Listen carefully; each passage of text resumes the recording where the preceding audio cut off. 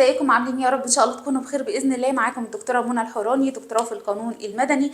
النهارده هنتكلم عن اهم حاجه عشان اعرف اجيب تقدير، ازاي اذاكر، وجزئيه التانية ازاي احل في الامتحان. خلينا في الجزئيه الاولانيه دلوقتي اللي هي اساس التقدير، ازاي اذاكر. طيب ازاي تذاكر؟ انا عندي الكتاب متقسم، طبعا ده فرقه اولى وثانيه وثالثه ورابعه، هيفيدهم الكلام ده جدا. اول حاجه انا عندي الكتاب متقسم لفصول، والفصول متقسمه لمباحث.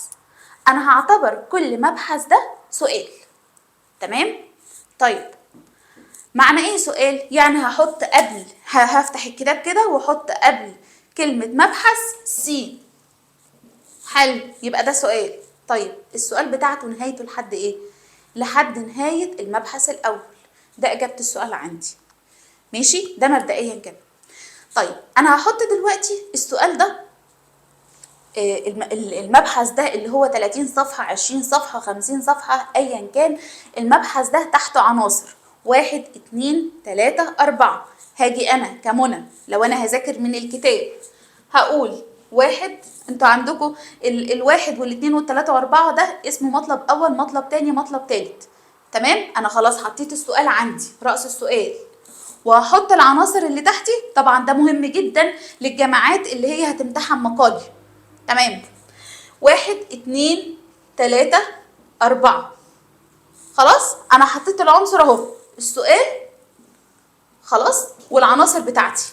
حلو؟ ماشي. بعد ما حطيت العناصر الرئيسيه، تحت كل عنصر فقرات، فقره كذا كذا كذا كذا. هحط لكل فقره فكره. ازاي؟ انا عندي مثلا اول فقره بتقول منى الحوراني ماجستير كذا، مواليد كذا، محافظه كذا، متزوجه من كذا، عندها كذا، بتشتغل في كذا.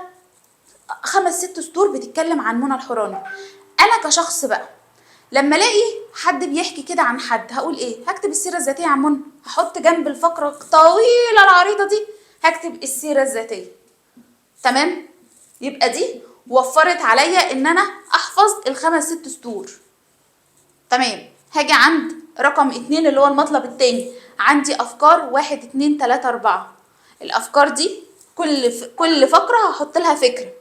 يبقى انا عندي العنصر الاولاني ده تحته 5 افكار هعنصرهم، ودي اللي